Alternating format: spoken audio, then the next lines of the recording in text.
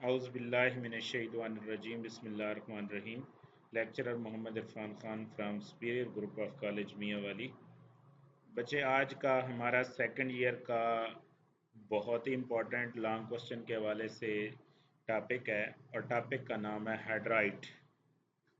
सबसे पहले हमें ये देखना है कि हाइड्राइड्स होते क्या। Binary compound of hydrogen with other elements are called hydrides. Hydrogen के अदर एलिमेंट के साथ कंपाउंड को हम हाइड्राइड कहते हैं। बेटा जी हाइड्राइड की क्लासिफिकेशन अब हम देखते हैं कि हाइड्राइड को हम कितने तरीकों से क्लासिफाई कर सकते हैं। हाइड्राइड्स की क्लासिफिकेशन क्या है? तो पहला है जी आयोनिक हाइड्राइड। दूसरी टाइप जो है वो है जी कोवलेंट हाइड्राइड। और जो तीसरी टाइप है वो हमारे पास है आयोनिक हाइड्राइड। बेटा जी हमारे पास आयोनिक हाइड्राइड कौन से हैं जी?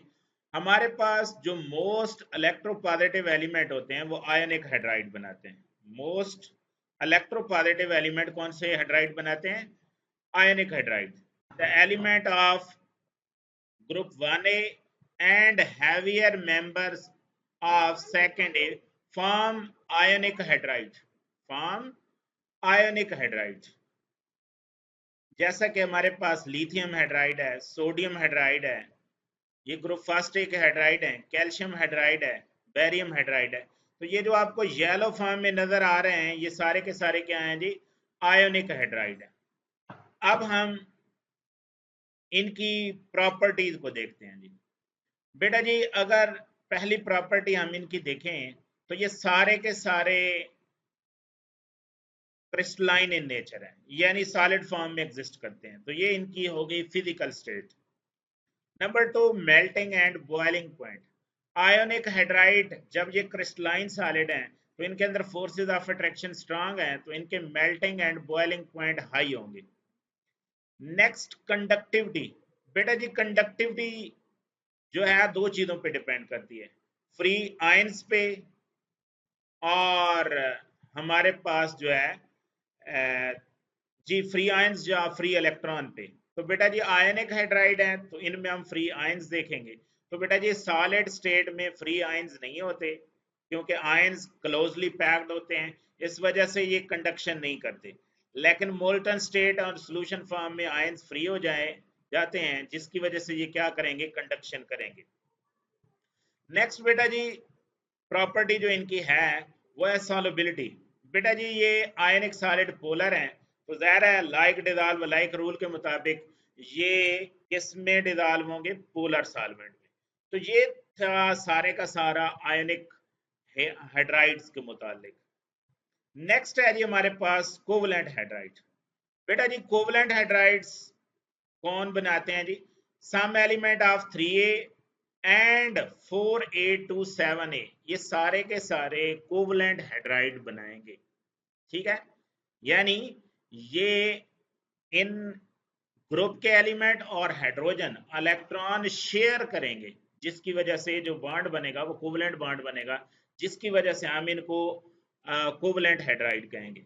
बेटा जी हम इनकी प्रॉपर्टीज को देखते हैं। तो पहली प्रॉपर्टी है फिजिकल स्टेट। तो बेटा जी अगर फिजिकल स्टेट देखें तो ये जो कोवलेंट हाइड्राइड हैं ये इंडिपेंडेंट मॉलिक्यूल की फॉर्म में एग्जिस्ट करते हैं। तो मॉलिक्यूल्स मॉलिक्यूल के दरमियान वीक फोर्सेज होती हैं, इंटर मालिकुलर फोर्सेज होती हैं, लेकिन आयनिक हाइड्राइड में इंट्रा मालिकुलर फोर्सेज थी। बेटा जी इनमें इंटर मालिकुलर फोर्सेज होने की वजह से ये यूजुअली गैसेज या लिक्विड की फॉर्म में एग्जिस्ट करते हैं। नेक्स्ट है जी मेल्टिंग एंड बॉइलिंग पॉइंट। तो इनके अंदर वीक इंटरमालिकुलर फोर्सेज होने की वजह से इनके melting and boiling point ionic hydride की निस्बत कम होते हैं। Next conductivity. बेटा फिर वही बात, कंडक्टिविटी किस पे डिपेंड करती है? या तो फ्री इलेक्ट्रॉन्स पे या फ्री आयंस पे। तो बेटा जी ये मॉलिक्यूल है, मॉलिक्यूल्स के अंदर ना तो फ्री इलेक्ट्रॉन्स होते हैं और ना फ्री आयंस होते हैं, इस वजह से ये कोवलेंट हाइड्राइड नॉन कंडक्टर होते हैं। ये सारी की सारी एग्जांपल बेटा जी ये किसकी हैं? जस्ट इसमें जो INH3 है ये कोवलेंट हाइड्राइड नहीं है, बाकी ये सारे के सारे जो हैं ये कोवलेंट हाइड्राइड की एग्जांपल्स आपको दी पड़ी हैं। नेक्स्ट बेटा जी हमारे पास स्टेबिलिटी ऑफ कोवलेंट हाइड्राइड। बेटा जी कोवलेंट हाइड्राइड की जो स्टेबिलिटी है वो जो कोवल हाइड्रोजन के साथ अदर एलिमेंट कोवलेंटली बॉन्डेड है ये उसकी इलेक्ट्रोनेगेटिविटी पे डिपेंड करता है।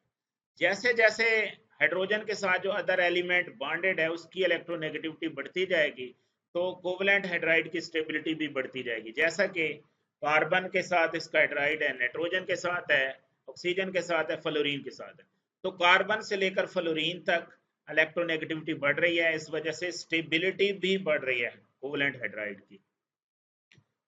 बेटा जी नेक्स्ट है जी ट्रेंड। तो बेटा जी पीरियोडिक टेबल में top to bottom electronegativity difference कम होगा, इस वजह से स्टेबिलिटी भी कोवलेंट हाइड्राइड की डिक्रीज होगी।